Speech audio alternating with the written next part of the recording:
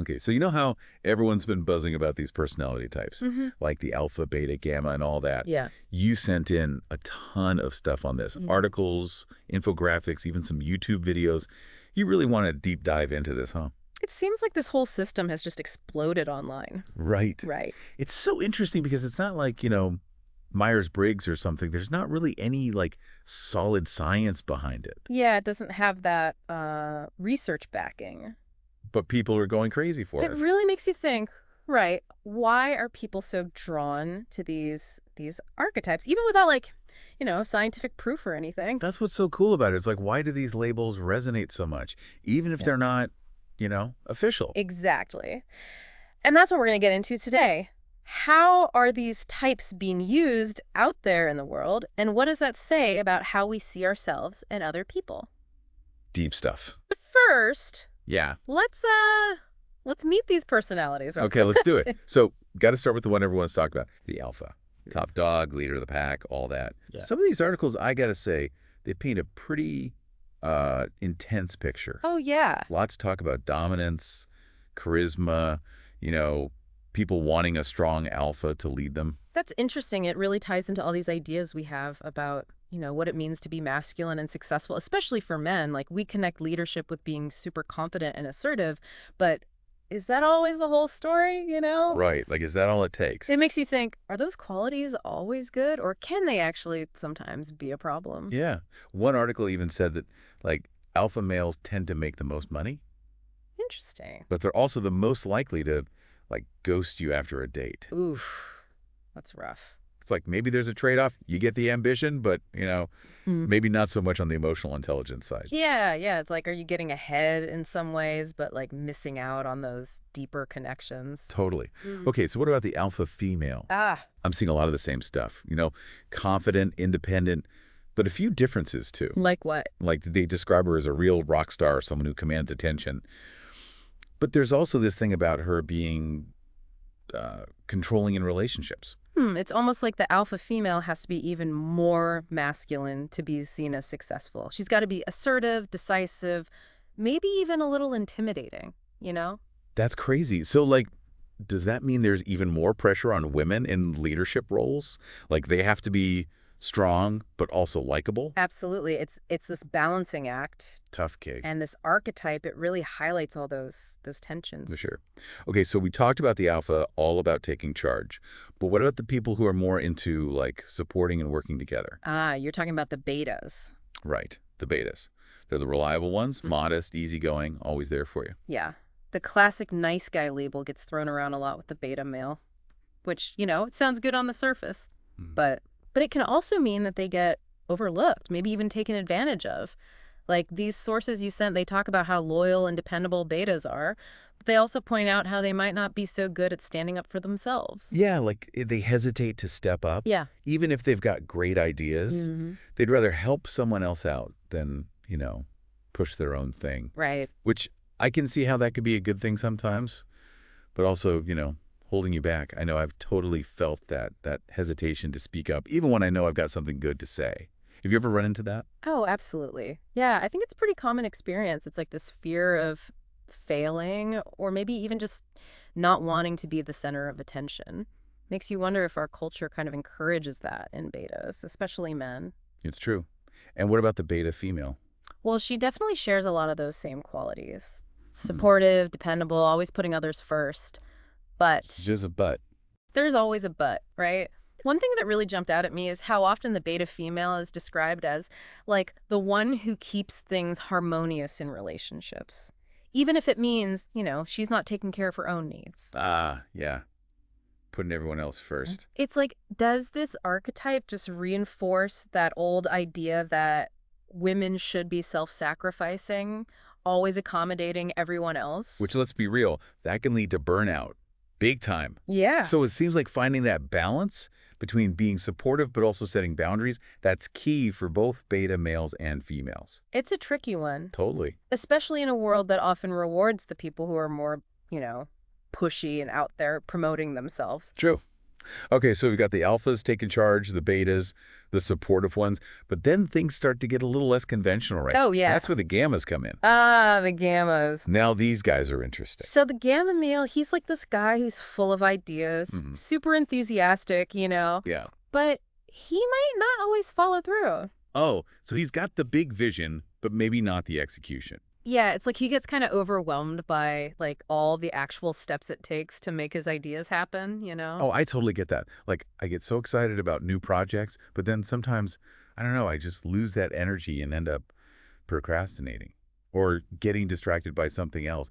Does that happen to you? Oh yeah, all the time. And it's funny because this gamma thing, it kind of challenges what we usually think of when we picture, a typical guy. Like especially the whole like being decisive and action-oriented thing. Right. There's this pressure on guys to be the doers, the ones who just get stuff done. Exactly. But what about the guys who are more thoughtful? Mm. The ones who need to, like, really think things through before they jump in. Totally. And this gamma description, it also talks about them being kind of sensitive and emotionally open. Oh, that's interesting. Because you don't always hear those qualities associated with, traditional masculinity. Right. It even says they can get hurt easily, or that they might need a lot of reassurance in relationships. Huh. It makes you wonder how people see those qualities in men. Like, is it a bad thing? Or is it becoming more, acceptable to be in touch with your emotions? Yeah, that's a big question. It's something a lot of people are talking about now. Like, how do we redefine masculinity? Definitely a shift happening. Oh, Okay, so we've talked about the gamma guy. What about the gamma female?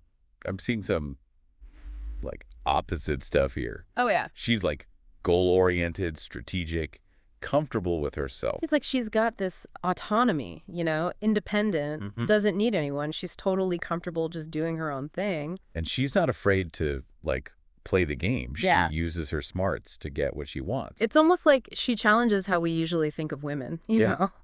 It's funny, though, because some of these sources, they actually use the word manipulative to describe her. Oh. Which, I don't know, it kind of threw me off. Like, is that always a bad thing? Couldn't it also be, like, a way to survive in a world that favors people who are super assertive? That's a really good point.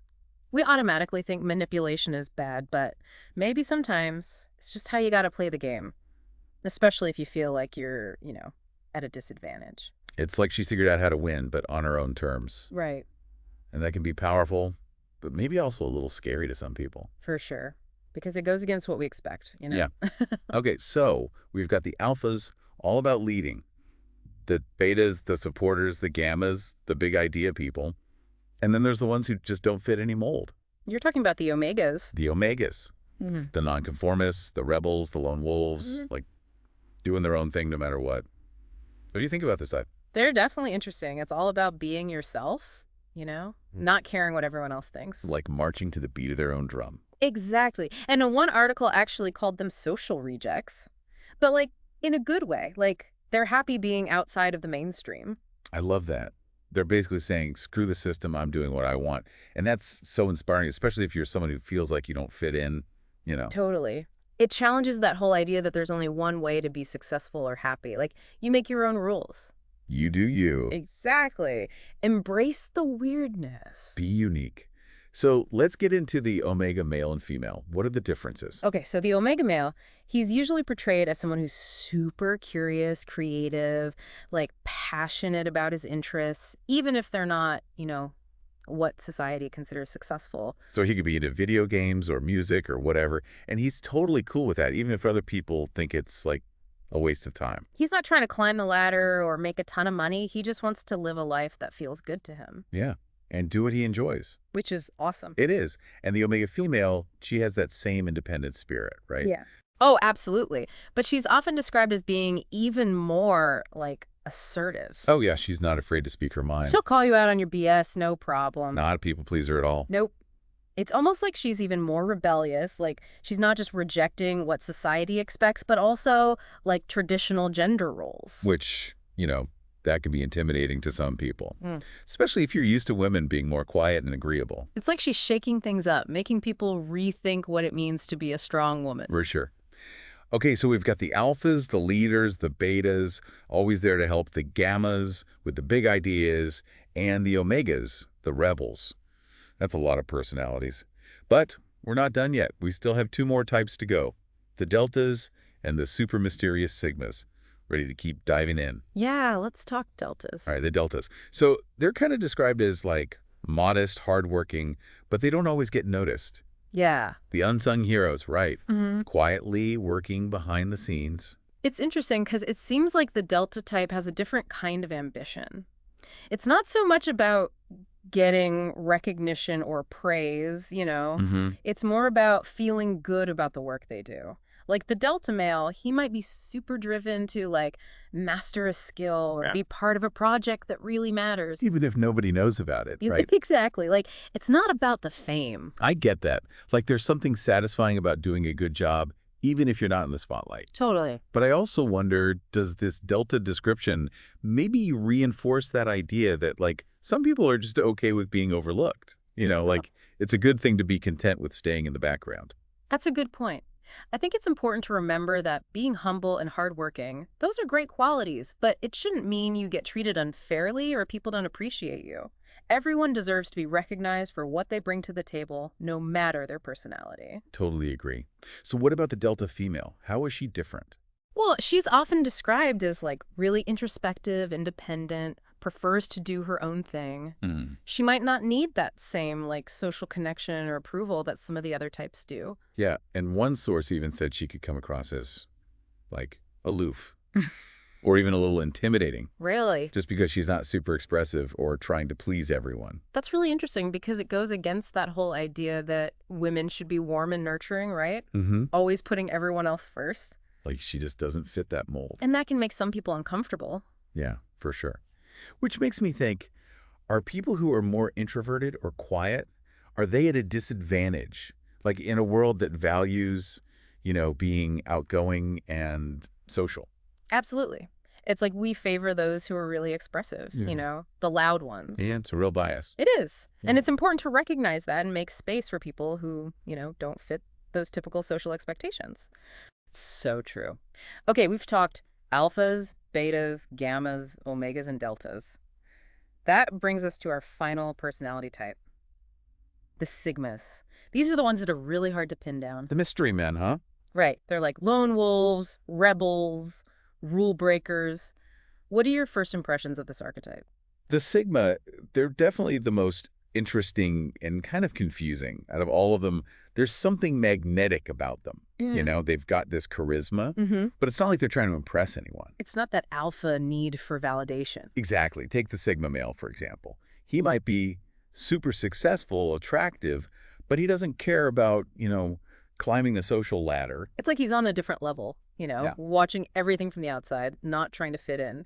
And that can be really attractive, but also like kind of unsettling. Totally. It's like he's got this self-awareness and this independence that can be both like, wow, I want to be like him, but also, whoa, he's a little intense. Intense, for sure. And the Sigma female, she's got that same mysterious quality, but she expresses it differently. Yeah. Like she's not afraid to challenge the norms, to shake things up. And she does it with this confidence, like she owns it. It's like she's saying, I don't care about your rules or your narrow ideas of what a woman should be. And that can be like really powerful, but also, a threat to people who want to keep things the same. Exactly. She's disrupting the system. All right. So there you have it. Alphas, betas, gammas, omegas, deltas, and sigmas. It's been a wild ride. But before we wrap up, gotta ask, do any of these descriptions feel familiar to you? Like, are you seeing yourself in any of these archetypes? It's easy to want to put ourselves and others in a box, but it's important to remember these are just like simplified versions. Real people are way more complex than that. Right. Like, it's fun to think about, but we shouldn't take it too seriously. The real point of this isn't about finding the perfect label for yourself. It's about understanding how these different personality traits show up in your life and your relationships. That's such a good point. So, listeners, don't get too hung up on trying to label yourself as one specific type. Use these descriptions as a way to, think about yourself. What resonates with you? What do you want to work on? How does your personality shape how you interact with the world? Exactly. There's no one right way to be. What makes us interesting is that we're all so different. Beautifully said. So, to wrap things up, let's keep in mind that these personality archetypes, they're just one way of looking at things. Don't let them define you or limit what you can do. Think of them as tools, to understand yourself better and grow. Love it. Any final thoughts? I think the biggest question we can ask is this. If these are just roles we play in society, can we choose to play them differently? Can we challenge what people expect from these types and create new ways of being? Ooh, that's a good one. Lots to think about there. Until next time, happy exploring, everyone.